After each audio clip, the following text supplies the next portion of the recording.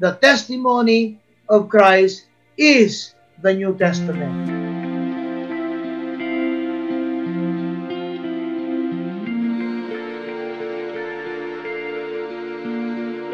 And the dragon was wroth with the woman, and went to make war with the remnant of her seed, which keep the commandments of God, and have the testimony of Jesus Christ. From Revelation 12:17, King James. So dito, dinescribe na yung nagpa-follow, at tatandaan nyo mga kapatid, doon sa mga sumusunod kay Kristo, they keep the commandments. Ibig sabihin mga kapatid, ito'y iniingatan na nila. Iniingatan na nila. Ligtas na itong mga kapatid. Kaya nga nag-iingat na. Iniingatan na. Sila'y tagapag-ingat na. At ito ay sumisimbolo, hindi lamang sa 10 utos, kundi ito ay sumisimbolo sa kabuuan ng Torah, ng prophets, at ng mga writings, mga kapatid.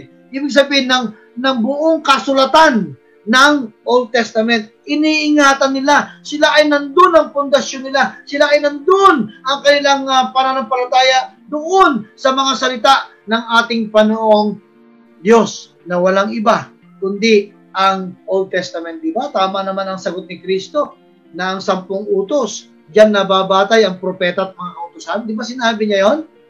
Natatandaan niyo ba yung talata na yon? Na sinabi niya, diyan nakabatay sa propeta at mga kautusan mga propeta, diyan nakabatay ang buong kautusan. Ibig sabihin, pag sinabi natin commandments, yan ay buong kautusan sa buong Old Testament, sapagkat yan ang salita ng ating Panginoon Kristo. At sila din ay nag-iingat ng testimonya ni Jesus. Ano ba yung testimonya ni Jesus? Ito yung kanyang pagkapanganak,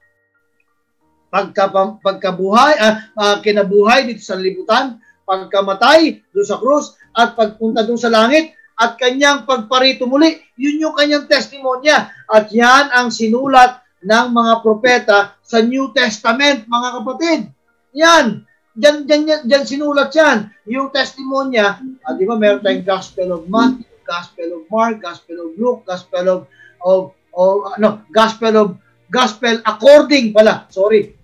according to Mark, Gospel according to Matthew, Gospel according to Luke, Gospel according to John. That is not their gospel. That is their only gospel. That is according to them. Pero ang pinupuntos nila, si Kristo pa rin. Tumuturo kay Kristo. So ang testimonya, mga kapatid, the testimony of Christ is the New Testament. Diyan po napapalob yan. Kaya yung kanyang pagparito, yung kanyang kinabuhay, kanyang kinamatay, kanyang ascension, at kanyang pagparito muli, nasusulat yan sa tinatawag nating Gospels kay Paul at sa lahat ng manunulat ng New Testament. Nandyan yung kanyang testimony. So, iniingatan natin. So, tayo bilang mga anak ng Diyos, na nanampalataya kay Kristo, iniingatan natin ang buong kasulatan. Kaya nga tayo ay sola scriptura, sapagkat nandyan nakabatay ang ating kaligtasan. Iniingatan natin yan. Wala tayong hindi pinapaniwalaan dyan. Ang ating pananampalataya, ayon din kay Ellen G. White, nakabatay lahat yan sa banal na kasulatan. Sola scriptura. Yan ang description ng babae. Kaya nga, galit na galit ang dragon sa babaeng yan.